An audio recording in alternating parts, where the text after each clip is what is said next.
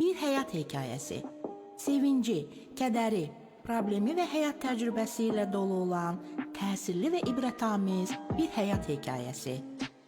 Hər insanın özünə məxsus bir həyat hekayəsi var. Müxtəlif həyat hekayələrini dinləmək üçün 96.9 tezliyində Manol Radiosunun canlı efirində Rübabə Muxtarovanın təqdimatında çərşənbə axşamı saat 12:00-da dinləyə bilərsiniz.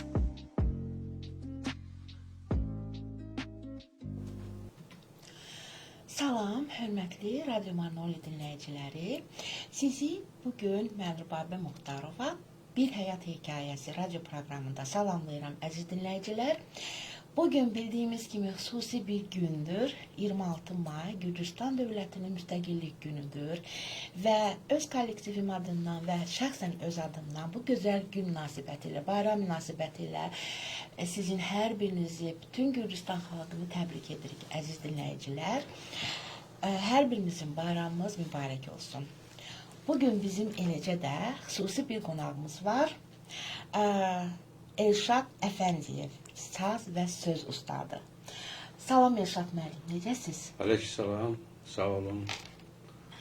Xoş gəlmisiniz bizim radio proqrama. Təşəkkürlər, sağ olun, sağ olun. Çox sağ olun ki, mənim dəvətimi qəbul elədiniz, gəldiniz Elşad müəllim. Bizim dinləyicilərimizə özünüzü biraz təqdim edə bilərsinizmi? Başda, bəli. Mən də elə öncədən hamınızı salamlayıram və bugünkü, necə deyərlər, bu möhtəşəm, bu bizim doğrudan da Gürcüstan bugün dövlətinin müstəqillik günü qeyd olunur. Mən də sizə öz təşəkkürümü bildirirəm ki, bu müqəddəs gündə məni bu verilişə dəvət edirsiniz. Mən bunu çox yüksək qiymətləndirirəm və bütün Marnelo Radiosunun əməkdaşlarına, rəhbərliyinə və sizlərə çox böyük təşəkkür edirəm. Sağ olun. Bir daha bu bayramımız daha mübarək olsun. Qaldı mənim özümə. Mən də belə deyək də, indi uşaqlıqdan gəncliyə doğru, gənclikdən ahallığa doğru, ahallıqdan da ağsaqqıllığa doğru gedən bir şəxsəm. Orada bir cümlənin içində bir söz işlətdiniz. Bəzi sənətkarlara da çatsın, Rübabə xanım, mən ustad deyiləm. Çünki ustad ocağında böyümüşəm, amma ustad deyiləm. Ustad o sənətkarlarla deyirlər ki, onun klasik bədii şeirləri olsun, hekayələri olsun, dastanlar söyləsin. Axı, hər əlinə saz alan bir də görürsən ki, deyir ki, aşıq. Vallahi yalandır bu, hamısı yalandır. Aşıqlıq sadəcə olaraq sənət deyil, aşıqlıq başqa bir elmdir. Onun özünün ayrı elmi var. Bütün aşıqlar, necə deyərlər, ustadlar yaşayıb yaradıbdır indiyə qədər. Bütün hamısının başı bugün Dədə Ələsgərə bağlıdır.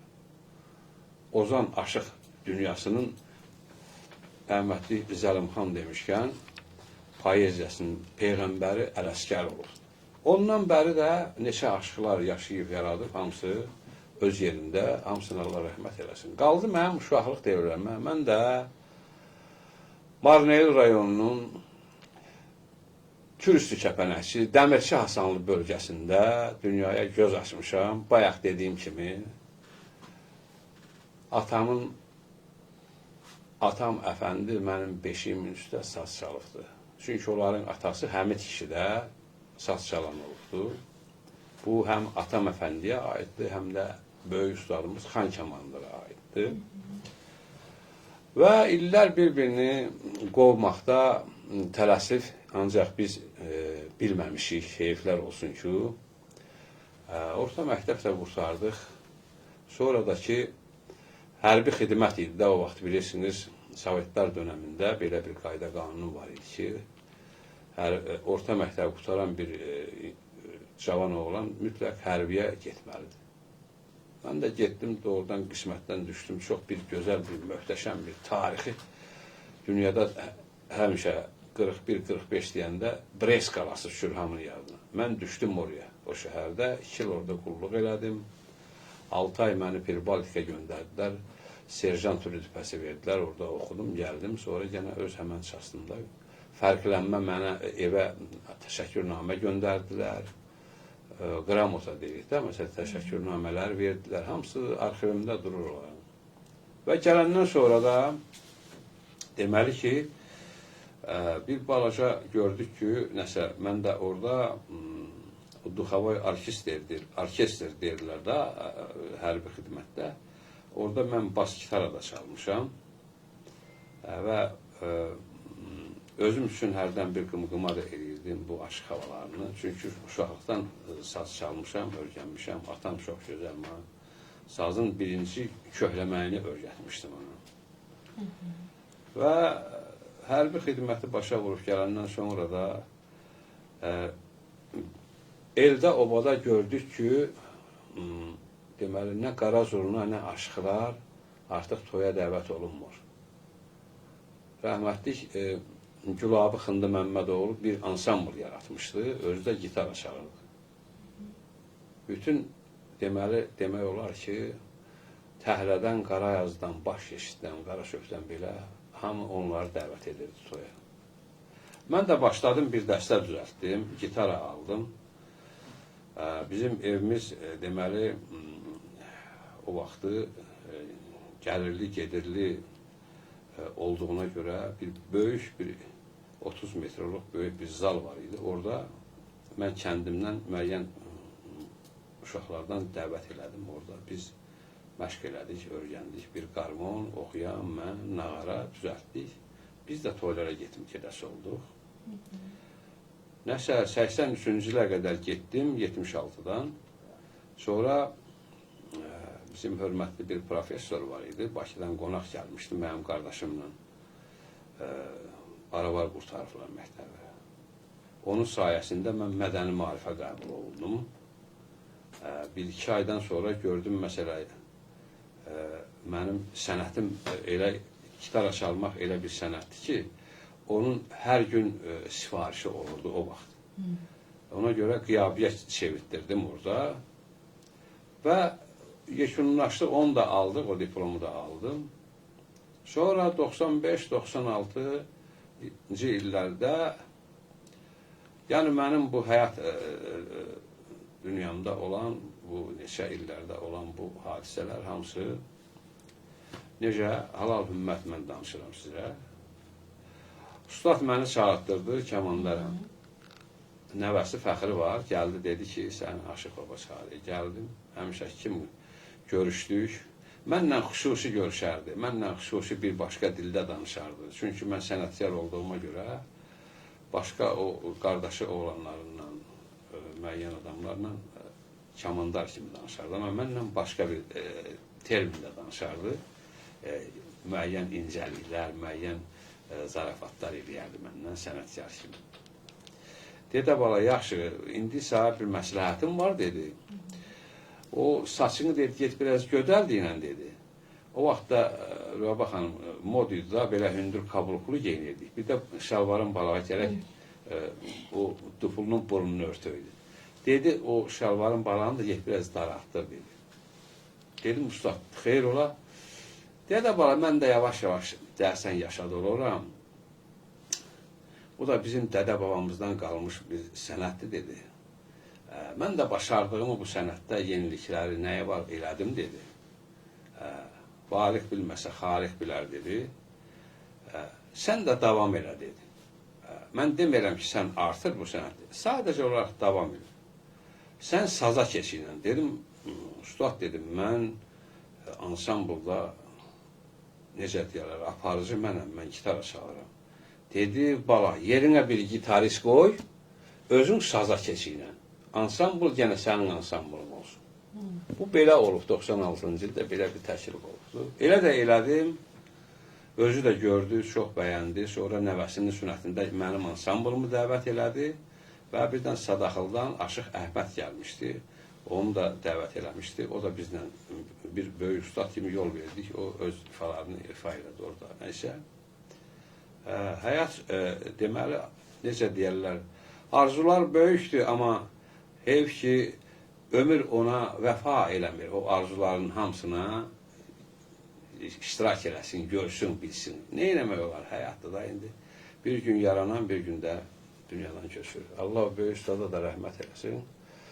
Bax, belə həyatım olubdur, Rübabə xanım.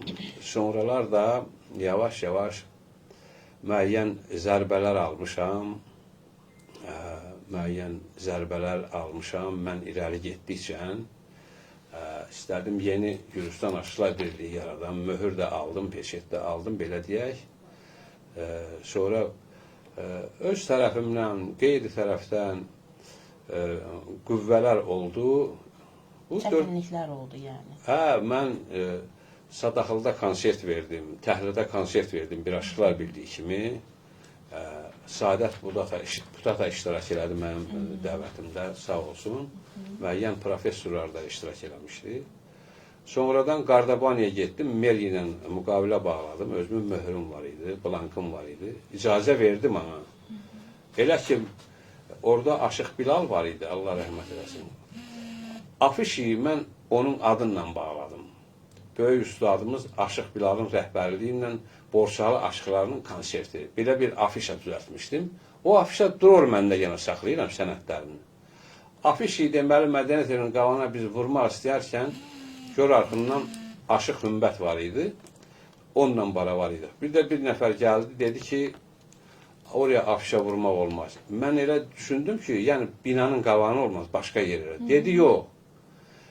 İxtiyar verilmir siz burada konsert verməyə. Qayıtdım Meriyə yoxdur, onun müavinlərinə söhbət elədim. Dedilər ki, axırda bir xeyli mübahisədən sonra bir yaxın oğlan məni tanıyıb, necə toylarda iştirak elədiyim üçün, o eldən obadan, dedi ki, bilirsən, Aşıq nə var? Bizə zəng gəlibdir buraya ki, o adamı qoymayın konsert verməyə. Borçalıdan zəng gəlibdir. Bəli, bu həqiqətdir, bəli, Rübabə xanım. Bunu danımaq qeyri-mümkündür. Bunu mən deməyə də bilərəm, amma mənim öz həyatımda olan məsələ, irəli gedən məqamında məni vuranları deyirəm. Bugün də var, o davam edir. Amma mən yenə öz sazımla, öz sözümlə, müəyyən təkliflərdə, yeri gələndə Qarayazı mahalında, Təhələdə, Böyük Təhlə elində, sazın sözün orada sərrafları olubdur, söz inciləri olubdur. Aşıq Kəmanlar söylüyordu, deyirdi bala, biz dastan danışanda yarımsıq qalırdı sabağa, gəlirdik. Aba deyir, bircə cız səhv başla. Hardan qalıbsan o nöqtədən, vergüldən başlamadan biri qalxır, deyirdi, Qara Bayram, deyirdi, a Kəmanlar, orasını oxumadın, düz oxumadın. Ora belə bir məktəb olubdur, Təhlə eli. Çox möhtəşəm bir məktəb olubdur. Bəli. Ona görə də mən də böyük ustaddan, həm körpəlikdən, həm evimizdə saz olduğundan, ustadın yanında da tez-tez olduğumdan, təmasda olduğumdan, axır vaxtları, məsələ, ansamblımdan xahiş edirdim, kənddə, eldə, obada, müəyyən qonşu kəndlərdə ustadı toya dəvət edəndə biz aparırdıq, orada aparaturlarımızı qurdururduq. Ustad öz sazınla orada çıxış eləyirdi. Məclis dağılandan sonra ustadı evə gətirirdilər, şirinliğinlə, hər şeylə, öz qaydasında. Biz də qalırdıq, axşam o toyu davam edirdik. Yəni, bu dəfələrlə olan şeydir, kasetlər var, hamısı yadigardır o evdə, saxlayırıq. Bugün də mən Aşıq Elşad Əfəndi deməli ki, öz sənətimdə, elimdə, obamda, xalqımın arasındayam və bir daha yenə sizə çox təşəkkür edirəm ki, bu verilişə məni dəvət edirsiniz. Mən də sizi həm salamlayıram, həm də mən də sizi öz kəndimə dəvət edirəm. Nə vaxt istəsəniz, gələrsiniz, bir çay süfrəsi açarıq. Qardaş oğlu yaxşı bilir, Etibar müəllim yaxşı bilir. Mən onların elində, obalarında da çox olmuşam, cavan vaxtları. Amma hər şey gözəldir. Hər şey bu dünyada yaşadığım biz ani bir vaxtda da hər şeyə düz gözlə baxmaq, bu adicə işığa baxmaq, bayra baxmaq, bir dostla görüşmək, bir dünyalar qədər onun qiyməti yoxdur, onu qiymətləndirmək üçün. Ona görə də mən də sizə təşəkkür edirəm. Gəldim, sizin bu, necə deyərlər, bu iş yerinizdə də, bu Marnyor Radiosunun, burada məndən belə hörmətlə siz mənə yanaşdınız. Mən də bir daha artıq sizə təşəkkür edirəm. Var olun, sağ olun. İndi deyirəm bir məqamıdır, bu sazdan, sözdən danışdıq, ustadlardan danışdıq. Birdən deyərlər ki, bu nə tərəxşıqdır, bu bir saz çalmadı, bir oxumadı. İcazənizlə olarmı? Buyurun da. Hə, bəli. Oturursa mənə ustamı. Necə istəyirsin, necə rahatdır. Hə, usta yaxşıdır. Eyvallah.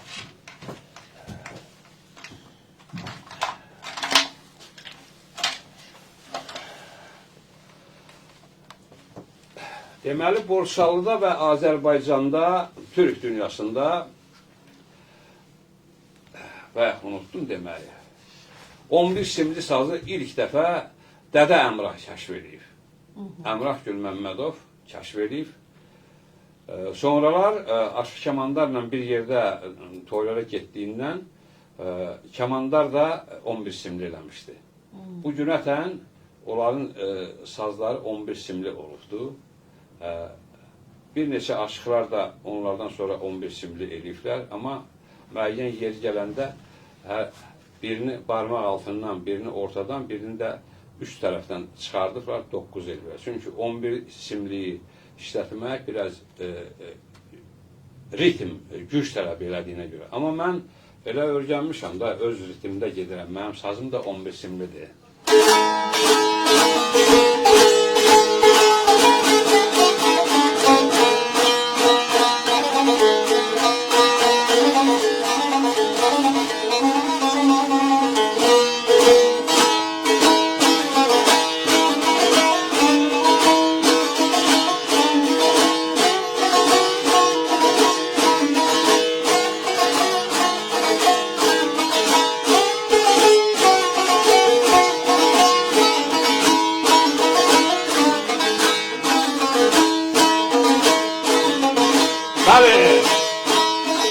İnsan zəkası ilə göyə ucaldı, həddindən o yana aşan görmədim. Elm təngə gəldi, alim qocaldı, bircə bağlı sirri açan görmədim.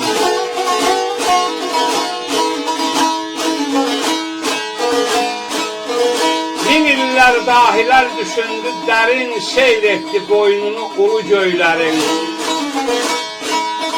Dünyaya boylanan planetlərin həyat çeşməsindən içən görmədim.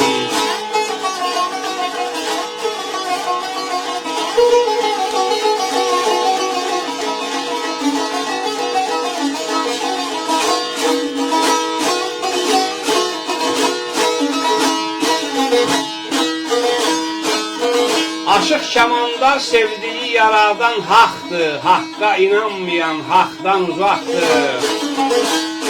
İnsanın mehrabı qara torpaqdır, zəmsini başatan biçən görmədim.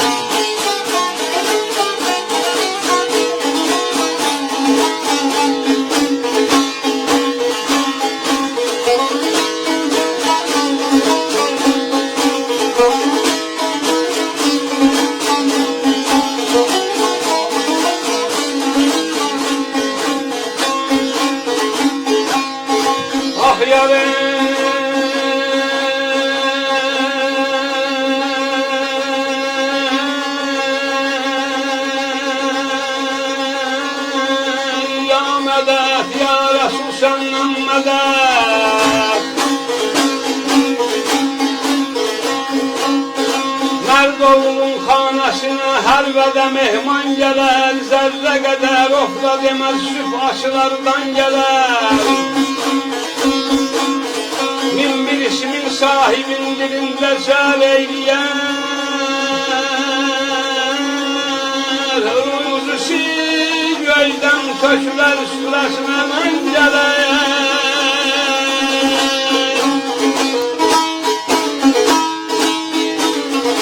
Elə ruzusi göydən tökülər, ay aman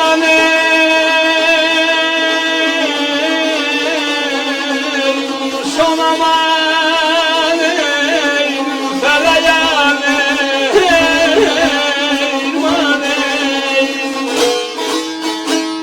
süfrasına iman gələr, süfrasına iman gələr.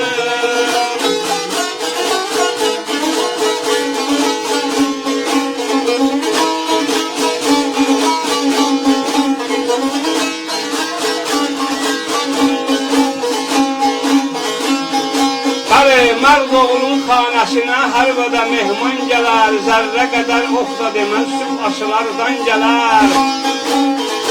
Bin bir ismin sahibinin dilində car eyləyər, rulsi göydən tökülər, süfrəsinə aman gələr.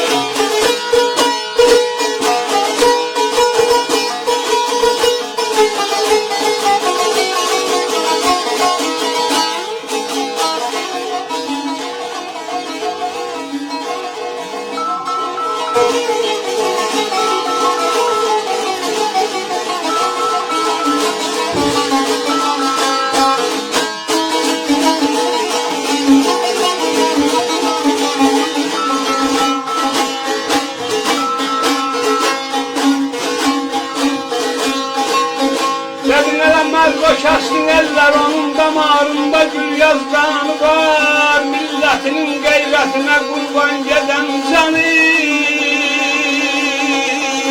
var.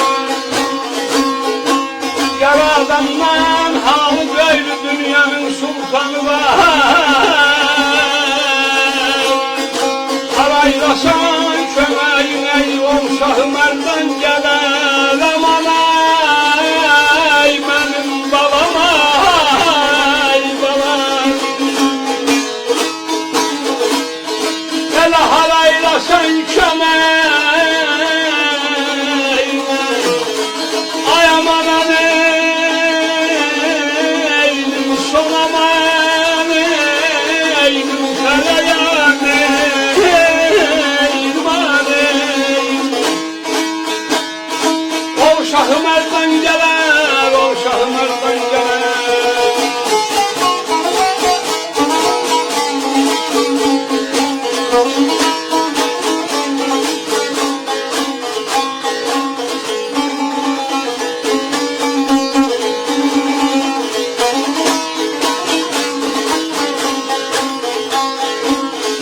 Habere ahil Urfan məclisində şeytan şəhəri anmasan, mərdinə ülfəti kəsib namərdə yaldanmasan. Ay şamandar, o gördüğün eydiklərdən masan. Eyliyi danan kəslərin gözlərindən qan gələr, yaman ay mənim balam ay balam. Elə eyliyi danan kəslər, ay aman eylim son aman eylim fələyan eylim aleylim. Gözlərindən qan gələr, gözlərindən qan gələr.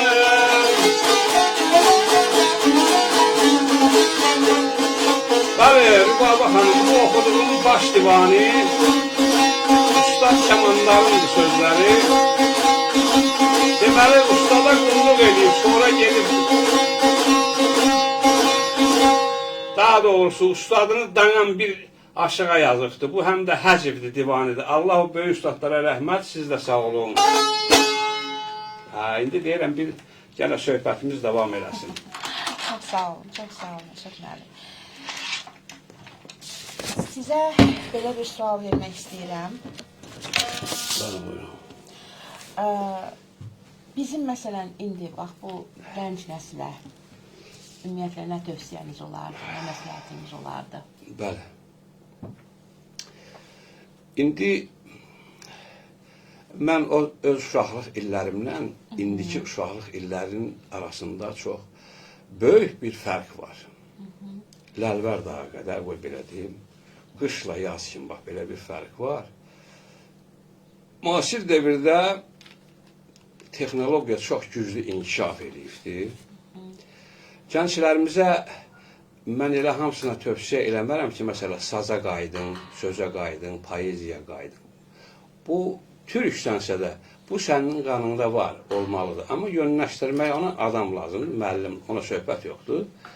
Amma gənc nəsilə birinci növbədə tövsiyəm, məsləhətim odur ki, elmli olsunlar, savadlı olsunlar. Elmli olan gənclərin gələcəkdə yolları da, bütün həyatları da işıqlı olacaq. Onların sözləri də keçəcək. Hər yerdə sözlərini deməyə onlara Allah Taala imkan verəcək savadlarına görə. Ona görə mən bunları arzulayıram Rübabə xanım. Çox sağ olun. Elşad müəllim, sizin məsələn həyatda ən çox dəyər verdiyiniz şey nədir? Deməli, var insanlar, mən onlara qarışmıram. Ustad Kəmandarım dedi ki, var ilə, devlət ilə qaynayan gördüm. Mən öz sənətimlə coşdum, çağladım. Amma həyatda mən real olmuşam.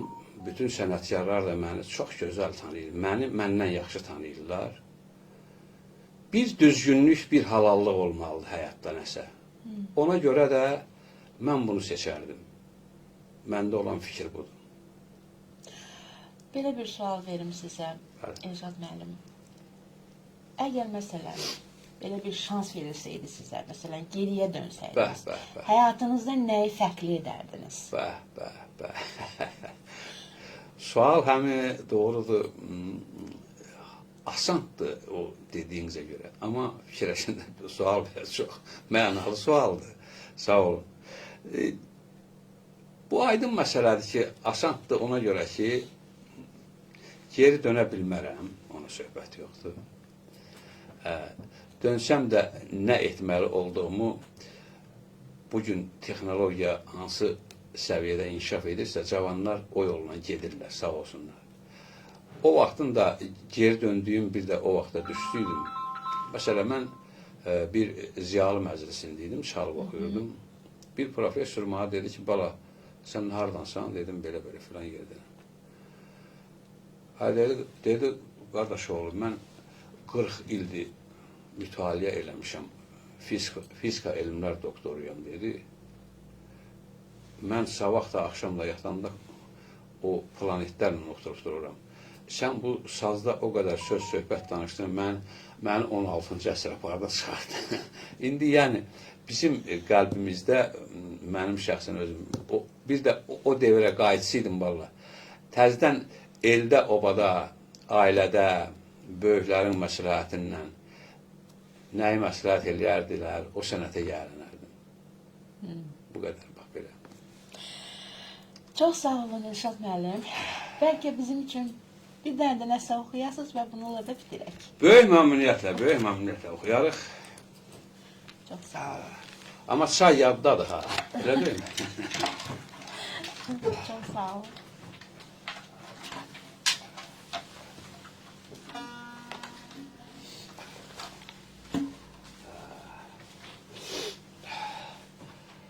İndi adətən belə şey olanda, şəkil sonunda çox sənətkarlar mən qarşıda fikirləşir ki, nə oxusaq yaxşı olar. Çünki bu saz havası bütün, deməli ki, sosial şəbəkələrdə yetərincə yer alıbdır. Hər bir sənətkarlar orada iştirak edir.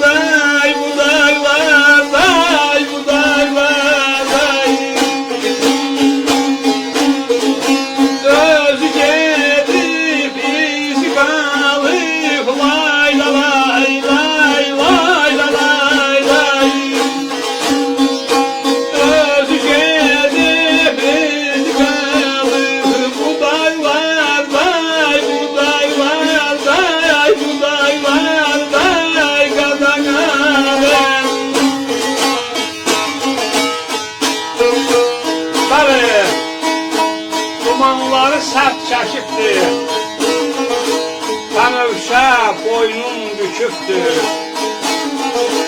Çox yiğitlər qan tökübdür bu dağlarda, bu dağlarda.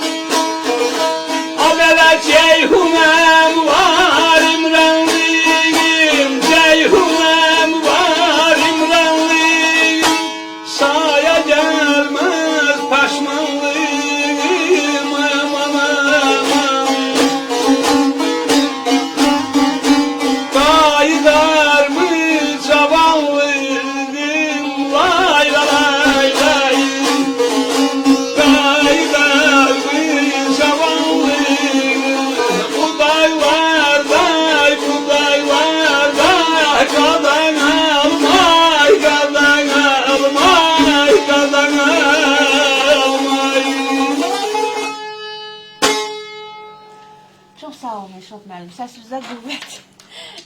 Çox sağ olun, çox sağ olun. Bir daha sizə mən öz təşəkkürümü bildirirəm. Çox sağ olun ki, təklifimi qəbul elədiniz, gəldiniz və bu səmimi söhbətə görə də sizə minnətdaram.